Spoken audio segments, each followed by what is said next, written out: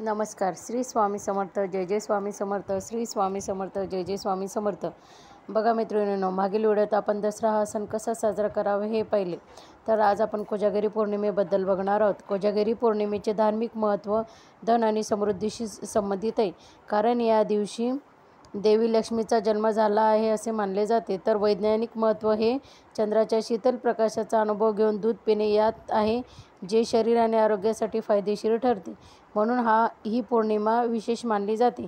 या शुभ मुहूर्तावर भगवान विष्णू आणि माता लक्ष्मीची विशेष पूजा केली जाते, ज्यामुळे व्यक्तींना विविध वरदान प्राप्त होतात. या दिवशी अन्न, वस्त्र आणि पैसा गरजू लोकांना दान करणे शुभ मानले जाते. याला जागृती पौर्णिमा असेही म्हणतात, कारण असे मानले जाते की देवी लक्ष्मी या रात्री पृथ्वीवर फिरत असते आणि जागृत असलेल्या लोकांना, म्हणजे जे जागे असतील त्या लोकांना आशीर्वाद देते.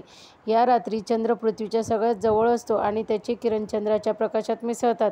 चंद्राच्या प्रकाशात तयार झालेले दूध पिणे आरोग्यासाठी उपयुक्त आणि औषधी मानले जाते. म्हणून सर्वांनी कोजागिरी पौर्णिमा हा सण साजरा करावा.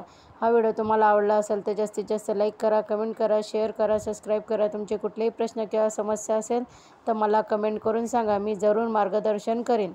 श्री स्वामी समर्थ. जय जय स्वामी समर्थ. श्री स्वामी समर्थ. जय जय स्वामी समर्थ. धन्यवाद.